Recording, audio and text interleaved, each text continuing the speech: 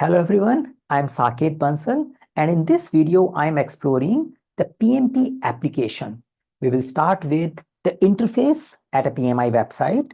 Then we will explore how to write a project description which matches the PMI expectation. And then we will explore how to use ChatGPT to create a project description for your PMP application. So let's start with visiting the PMI website. So here I am. I'm opening the website pmi.org. When you enroll with us or with any provider, you must have created your PMI account already. The PMI account can be created using email ID and basic details. You don't have to pay any fee in order to create a PMI account. PMI account is needed in order to fill the application. If you are working with the PMI's authorized training provider, they make you create the account because they also provide you the learning material directly from the PMI. So whatever is the case, you need to create your PMI account at pmi.org. And once you create it, you log in and then you navigate to your dashboard. Yeah, sometimes you can directly go to certification or go to dashboard. And in the dashboard, you should be able to see the link related to your PMP application. So here they are reminding me that do something. So I'm directly going to my certification space and I'm saying that, okay, I have a PMP application already in progress. I can say continue application. If you have not yet started your application, then it will show a possibility of initiating PMP application and you can click the button and start filling the application. So here I'm clicking the continue application. The first section of this PMP application is about education. The second is about experience and third is about exam detail. So experience is the main section where we will focus, but we definitely need to pass through the education section. The first thing is I need to declare my academic education. So I can select whatever degree I have taken from the drop down. I can talk about my start date and date. It's the highest level of education I need to put. If I have done a master's, I will put that. If I have done bachelor's, I will put that. Whatever is the highest level, you need to put it here and show the duration of the same. You can talk about the India region of your institution. You need to give a detailed name of your institution and talk about in which field you did your education. And if you have a 4-year degree, master's, bachelor's, or above, it will give you the 36 months experience window, else it will ask for 5 years of 60 months of experience window. So I put some details here and say this is my bachelor degree I have done in computer science.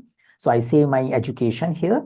Once I save my academic education, then they take me to a professional education.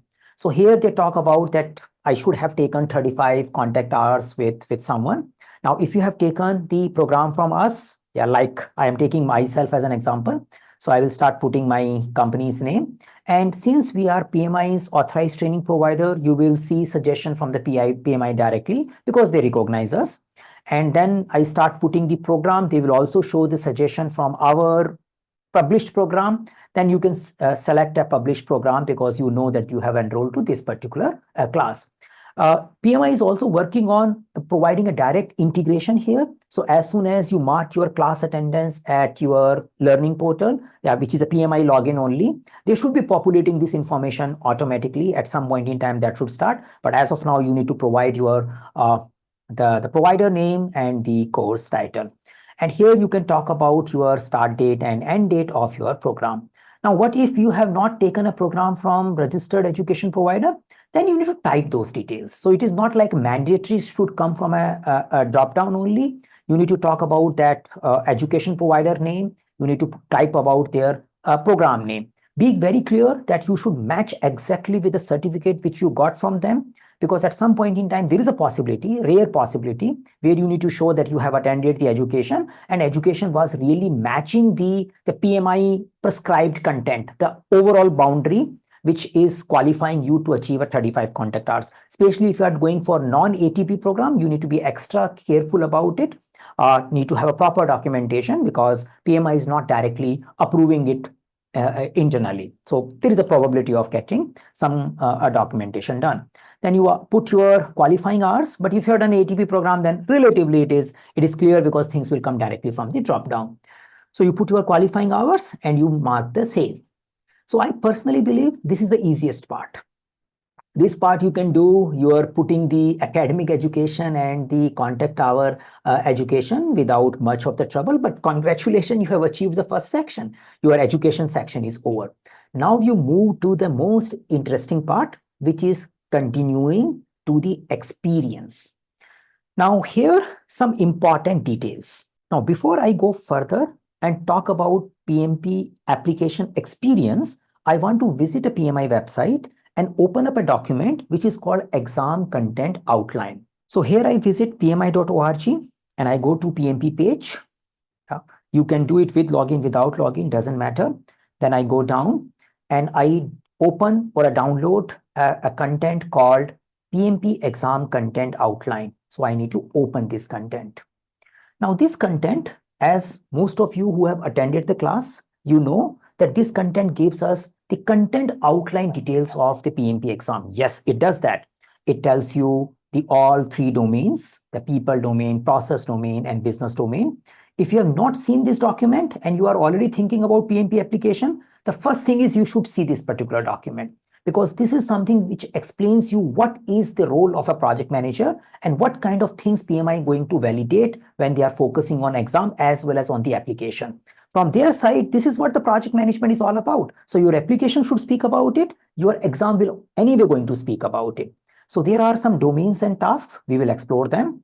And there are some details related to PMP application as well. So let's explore a little bit detail about PMP application, and then we'll get into domain, process, and educational, the business area. So we know about the eligibility. If you have a bachelor degree or equivalent, then you need to show 3 years of project management experience. If you have less than bachelor degree, diploma, or high secondary education only, then you need to demonstrate 60 months of unique non-overlapping experience. So this word is little important. So if you are running a projects and 2 projects are running in parallel, only one get counted. So say your one project is running from, say, here, there is a nice example. From a January to April, there was a one project running. And then from February to June, the another project was running. When they will count it, they will only count 6 months. They will count 4 months of it and only 2 months of it. So make sure that when you are aware, when you are putting an overlapping project, only one will get counted. But in case of project 3, all months will get counted because it was only running alone. So you need to demonstrate 36 months of non-overlapping project experience. This document I'm using directly from PMI website. It's an official document. I'm not making any story. It is directly coming from PMI.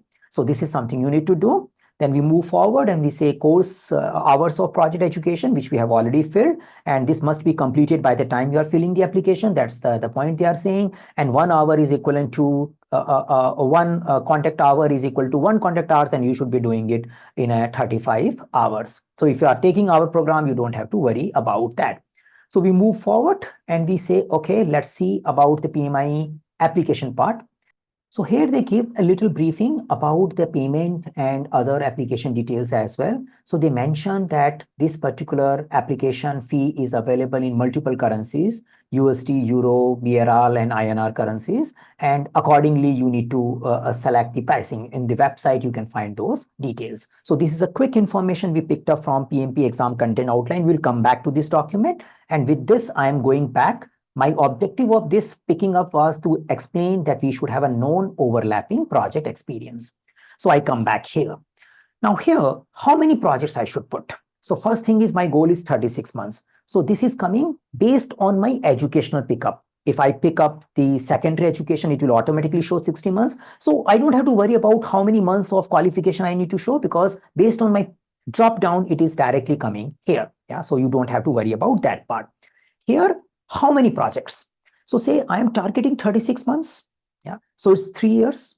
I personally recommend you should be putting project experience between 3 to 5 projects. Now, if you are running 4 months project because of some reasons, then you are expected to fill more.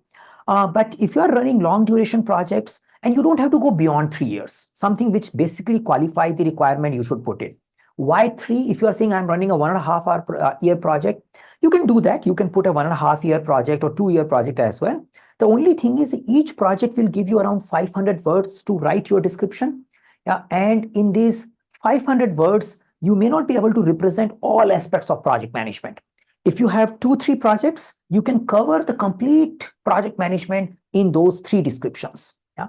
If you have 5, you can cover them more. There will be some duplicate descriptions here and there. So my recommendation is target to have 3 to 5 projects. But yes, it also depends upon what you have really done and you choose accordingly. Yeah, so that's the number of count. Now here you can talk about project title. So you can say CRM implementation project. That's something I'm just making it.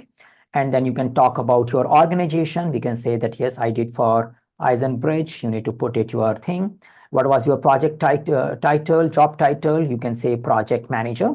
Now, there is a possibility you may not be a designated project manager.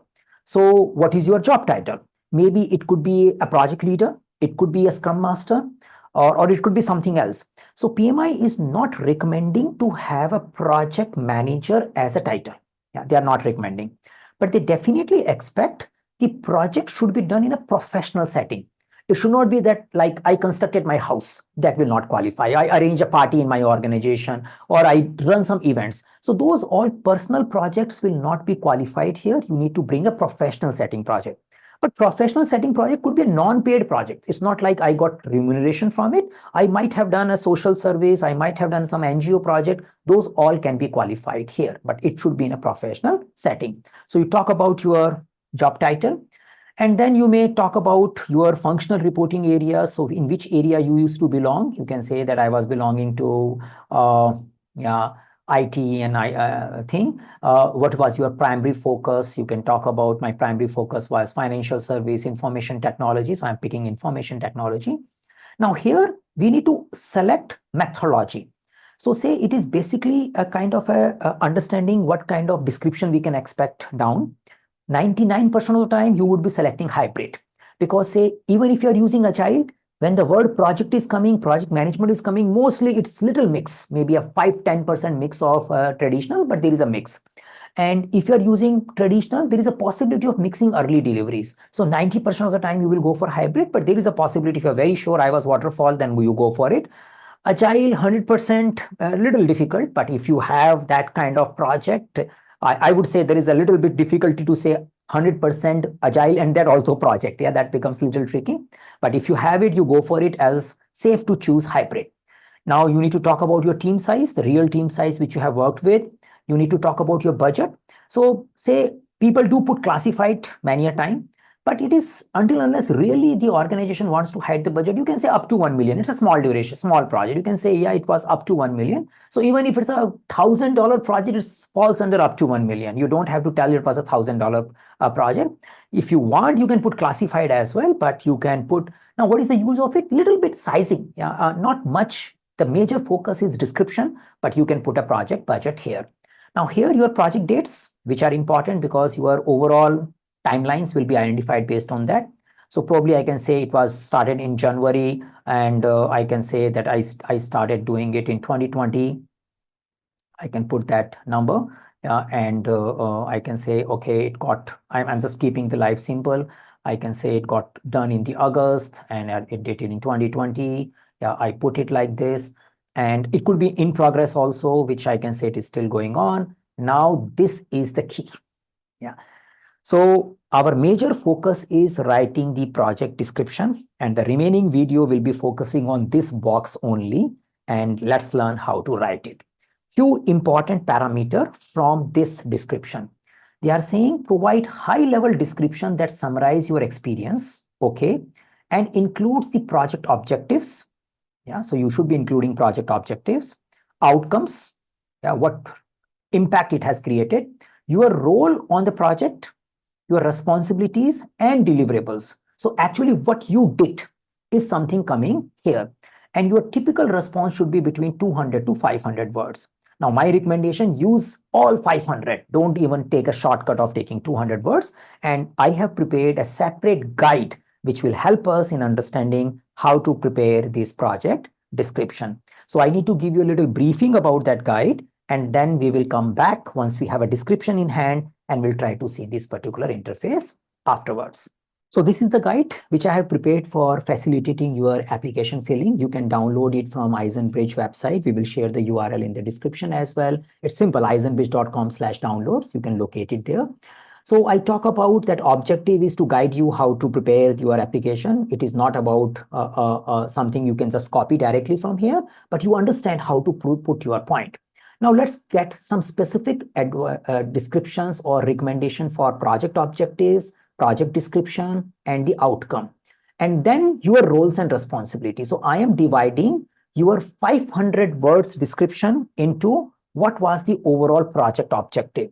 So my recommendation is talk about 30 to 50 words talking about what is the reason behind this project. So if you are doing a strategic project, you talk about business need behind it. If you are doing contract driven project, give a little bit 50 words or 30 words about the contract, not much, because we don't want to spend many words here. So here I'm saying it, we need to, as an example, I can put my CRM project that it was aimed to implement new customer relationship management system to streamline sales process and improve customer interaction. Yeah. And I could have stopped here. Then I got a little further. The business needed a solution to centralize customer data and enhance sales team efficiency and provide better insight for decision making. So this is something is the reason behind this particular project. So I give a little description of it. Then I go with a project description, a little bit, 50 words. So I recommend, this is not a PMI recommendation, but I believe if we have these information, then you get a good sense of your project. So you talk about project organization, like how many team were there, where the team was cross-functional, they were 100% allocated, they were directly reporting to you or not. So you give little project description, project organization, the project organization chart. Key roles, if you have a product owner, if you don't have a product owner, business analyst, designer, developer, you give a little briefing about it. You have already selected the count, yeah, but be clear that whole description has to fit in a 50 words. You don't have to go beyond that. So you give a little description about your project.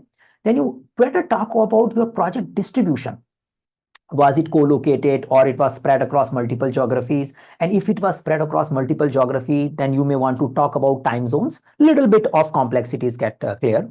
Project context, talk about what kind of external systems, department, organization were involved, say interfacing with payment gateway, interfacing with someone. So it gives a little context around your project. So also bring some complexity and clarity. You may talk about some of the key users who were expected to take benefit out of this project, who were very much involved with you, little bit about it.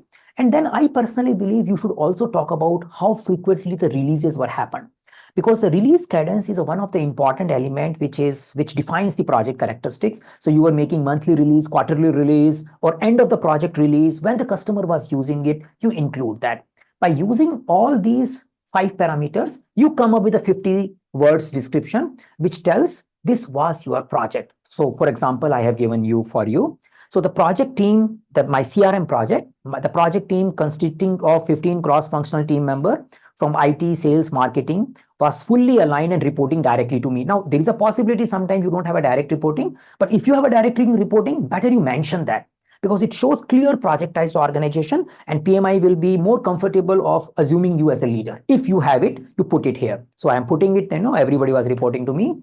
The team was distributed across 3 locations. So I give a little slice there. The project involved integrating new CRM with existing enterprise resource planning system, ERP.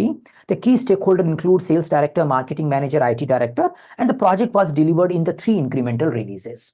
So it is something which gives a clear context. What is this project? Yeah. So my reviewer get an idea that I'm not talking about something constructing house or whitewashing my house, those kind of small stuff. I'm really talking about a professional setup and it has a fair complexity. So that feeling starts coming to my reviewer before they even go into the detail of my role. So first I need to sell the project, then I will sell my role in the project. Now, a little bit about outcome, because they were talking about outcome. So I'm giving only 20 words budget to the outcome. And I'm saying, we need to settle down somewhere in 20 words. So it should describe what result, what efficiency increase, what benefit the customer got based on this particular project. So outcome, impact, which they made, focusing on something measurable. So here is an example I'm putting. The project resulted into 20% increase in the sales team productivity and 10% reduction in the operational cost within 6 months of implementation. So this is how we can put the outcome description. Now, till now, I have consumed around 100 words. Yeah. So 100 words I consumed by explaining and which was mentioned in that description also, you need to talk about it. But I am shrinking my project objective, project description, and project outcome in 100 words. Now I'm left with 400 words. And that is somewhere the PMI will critically review that to see, was I working as a team member, or I was working just as a business analyst, or I was really involved as a project manager there. That is something the remaining 400 words will prove. So first 100 words helped me in proving that I was working on project which has a sufficient complexity. So I've sold my idea of the project. Now I need to sell my role in the project. Let's see that. Now, how do I sell it? How do I understand what PMI is expecting from a project manager? So my advice is, rather than you keep seeing on LinkedIn, YouTube, and Google the descriptions which are very old oriented, they talk about planning, executing, monitoring, and control. That's a old story. Now the current mindset of PMI is explained with the help of PMP exam content outline. So the same document which I downloaded tells me about what is going to be tested in the PMI exam. So PMI exam content outline has these 35 tasks. Yeah. So I go back to that particular document to show you what it contains. So here I am back in the PMI exam content outline, the same document which we downloaded from pmi.org. Yeah, it is something which got updated in January 2021. As of now, in 2024 August, this is the valid one. It may get changed after 3-4 years. Usually they take 5-6 years frequency to change it. Yeah. So that's something is 2021 is the latest document. Now, little bit story about this. Periodically, PMI conduct with the help of a third party a survey, and based on that they define what is project manager is expected to do, and they compile this as a task for the project managers. They have written this story here, and those tasks of the project managers further also get divided as of now in 2021. People-oriented task, process-oriented task, and business-oriented task. So they divide it into 3 domains. That's what they call. And your exam is also coming as per that percentage. Now, for each of these tasks, for these domain, they have a detailing of tasks. So there are 35 tasks right now. The 14 tasks are about people domain, that as a project manager, we expect you manage conflict. We expect you lead the team. We expect you support team performance. So there is a decent detailing about it. And this is something should be reflected in my experience. I should be reflecting that as a project manager, I am doing all this. Now, here is a little catch. You may not be doing all 35, but at the same time, there are some core tasks which we expect a person calling himself project manager should have it. So when I describe my experience, I should be describing those key tasks pretty much clearly in my description. If I do that, my application will get approved without any problem, because they see, oh, your language, my language, what we expect from a project manager, you are doing like that only. Great, go for it. That is something will happen.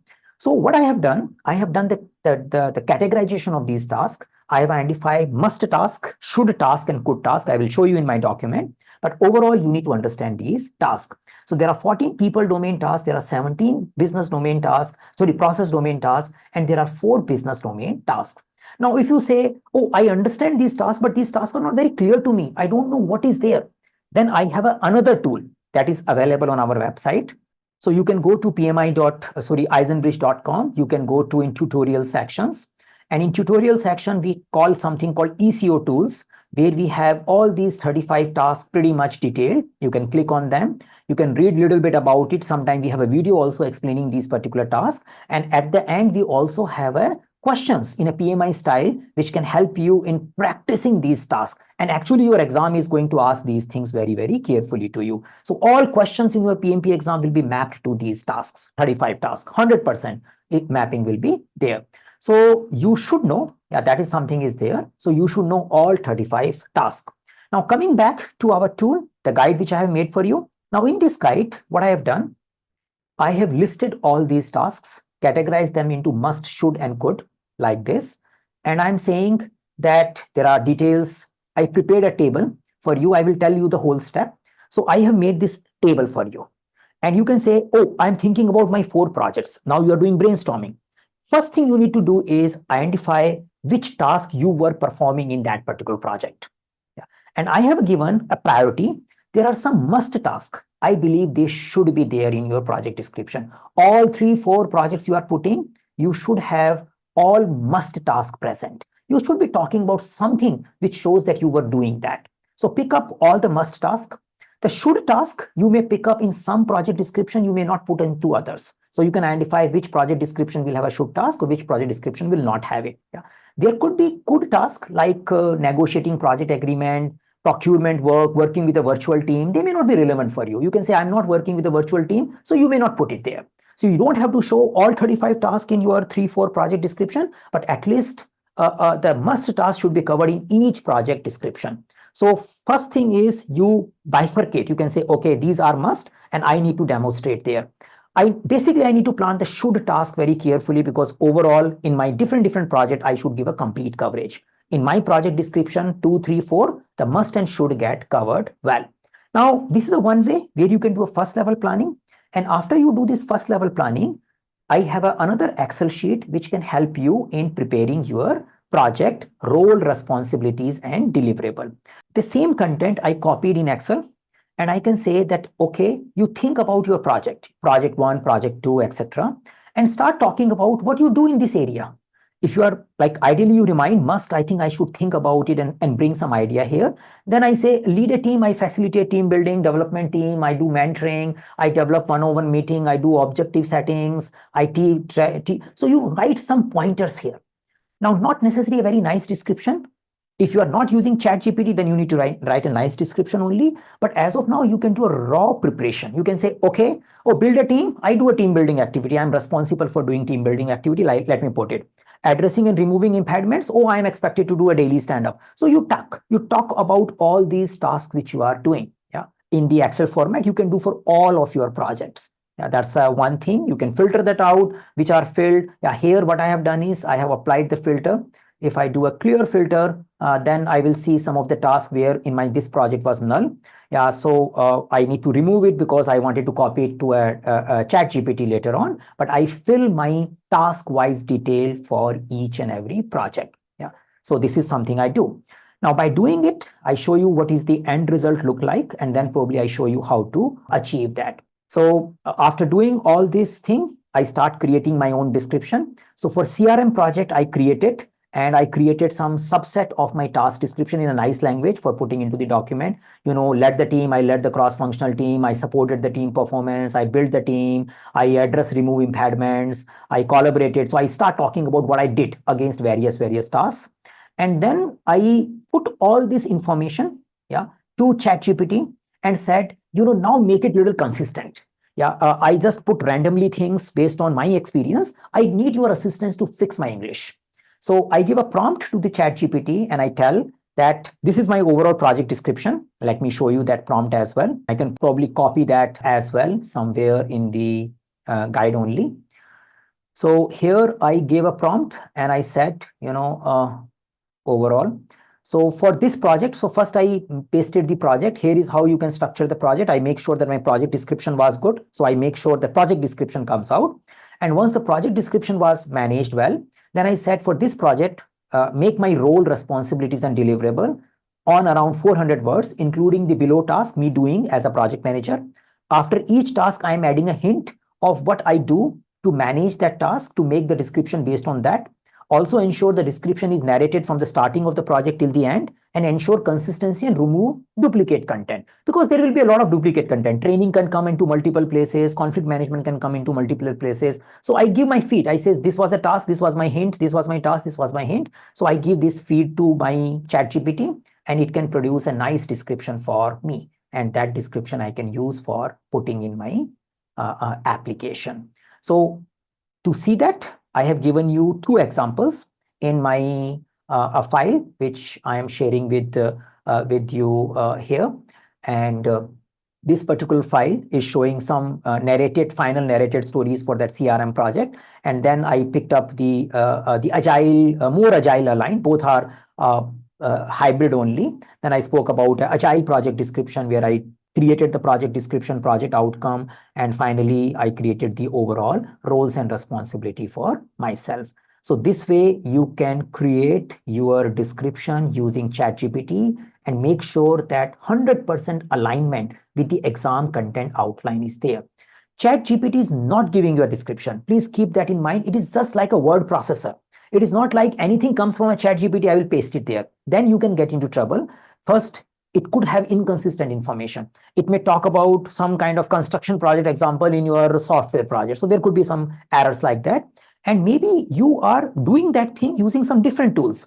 So say you might be leading the team differently rather than the one ChatGPT default description came in. So don't use the default description, give your pointers, but use it to compress the information. You don't have to think like an English guy to package everything. The GPT can do a good job for you. So you can download our guide, which is available at PMI at eisenbridge.com/downloads. And after that, once you have a 400 words, what do you need to do? You just need to do a copy paste. There is a possibility that sometime you have a 10, 15 words here and there, which you need to anyway manage because I created the description in the pieces. So let me show you what I do for the CRM project. So first I need to put the description related to project outcome, objectives, and description part of it. So I will say, let me put it that, sharing my screen and copying, pasting that particular content somewhere here. So I go back and I say, okay, this is what it is. It's 120 words already. So I can say, okay, this is something is not looking good, but I need to manage a little bit. I can do editing. And here I know the why was clear. Then I focused on that this was something which I was focusing when I was talking about project description. If you want, you can put a title also. I'm just saving my words, so I am not using the title because I believe this is obvious and I want to put more content rather than wasting few words to the titles. But you can do titles as well. And then you have an outcome which is coming clearly here. Yeah. So this is done in a 120 words. Now the real section comes in, which is, I think I need to do some adjustment for my section because it was a little bit beyond 400. Let's do it together so that you are more comfortable and say that, yeah, this is how it can fit into the process. I'm just copying. So here I bring it, yeah, and I say Control V. And I know, oh, 492, I'm good. So I think I have managed it already. I already have few words, then I can manage the formatting, see project comments of all this and all. Then I have a space, I can probably talk about role, responsibility, and deliverables. Yeah, my role, responsibility, and deliverable. This is something I can say because this is important. I saved that particular word for myself, yeah, because this is something which will think the reviewer that I am really doing the project management. And by doing it, I can just save. Yeah, I need to format a little bit and that's it. That's how you put the project experience. Yeah. So clicking, saving, yeah, formatting, if the nicely done, it will look nice as well. And I can see that 8 months are taken care. I still need to fill the remaining portion. Yeah. So that way I keep adding more projects. I say add additional experience, add additional experience. I add more until the time I finish the 36 months. I can manage my Excel sheet in such a manner so that I do a good coverage. Yeah. So here I can plan all my project in a one go. I may have some of the duplicate activities because scheduling, monitoring, reporting may look something similar, but I can probably see my whole experience in a one glance, and I make sure that everything is mapped to the exam content outline. Now, the Excel sheet and the guide which I have made, I will upload in my eisenbridge.com/downloads. We do have a detailed video content which can help you in validating your readiness for the PMP exam. You just need to visit our website, eisenbridge.com. We have a tutorial section which takes care of the complete 180 questions for mapped to exam content outline. So there are sequenced questions and each question is explained with the help of text and the video. So if you go through them and each and every question is mapped to the tasks as well, they ensure that you have a good foundation for your PMP exam. So this is a free resource available to you. Now, this free resource of the 180 question is also converted into a kind of quiz-oriented test. So you can take PMP free test here, and we have two free mock tests. One is directly coming from those videos only. So say in a one go you want to practice them, you can play that. And then there is another one which is little tougher, and that also covers the PMP style questions. If you score around 70% in our second test and around 80% in our first test after watching the video, you are very good for your PMP exam. So you can try out these resources, and to download this thing, you would need to visit our isenpitch.com/downloads. If you have a follow-up query, put your comment. I will respond them on a shortest possible time.